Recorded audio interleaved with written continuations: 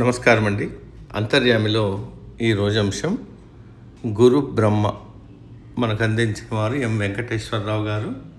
వివరిస్తున్నది మీ విజయభాస్కర్.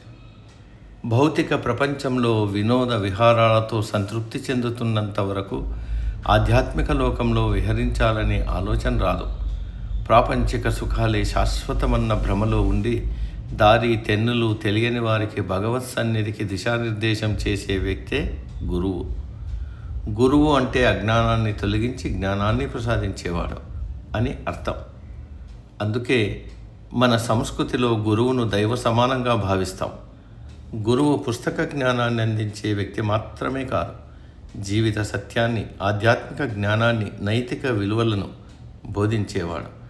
జీవితానికి సరైన మార్గాన్ని చూపించి కష్ట సమయంలో ధైర్యాన్ని నింపి లక్ష్యసిద్ధికి సహాయపడేవాడు. ఒక మహారాజు కుమార్తె వజ్రాల హారం పోగొట్టుకుంది. ఎంతో విలువైన హారాన్ని తెచ్చిన వారికి తన ఆస్థానంలో పెద్ద కొలువునిస్తానని రాజు ప్రకటించాడు. రాజ్యంలో యువకులంతా అన్నాహారాలు మాని హారం వెతుకులాటలో పడ్డారు. ఓ నిరుపేద యువకుడు కూడా హారం కోసం వెతుకుతూ ఒకరోజు ఎండ తీవ్రత వల్ల అలసిపోయి నది ఒడ్డున చెట్టు కింద కూర్చున్నాడు. అప్పుడు అతడికి నీళ్లలో తలతలా మెరుస్తున్న వజ్రాల హారం కనిపించింది. వెంటనే యువకుడు నదిలో దూకి దానికోసం వెతికాడు.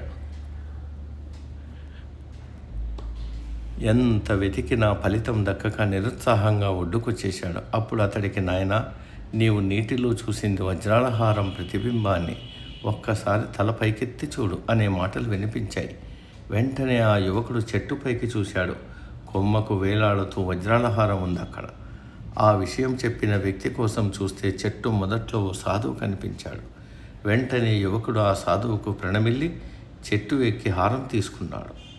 ప్రతిబింబాన్ని చూసి అదే వజ్రాల హారం అని భ్రమించిన వ్యక్తికి నిజమైన దాన్ని చూపించిన సాధువులా ప్రాపంచిక విషయాల్లో మునిగి తేలుతున్న వారికి సరైన దిశానిర్దేశం చేసేవాడే అసలైన గురువు.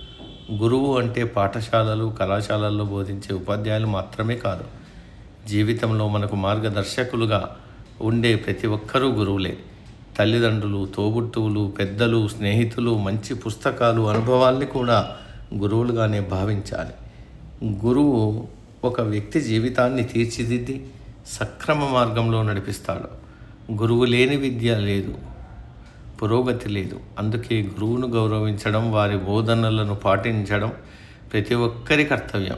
ముఖ్యంగా ఆధ్యాత్మిక జీవనంలో గమ్యాన్ని చేరుకోవడానికి అనుభవజ్ఞుడైన గురువు మార్గదర్శనం ఎంతో అవసరం.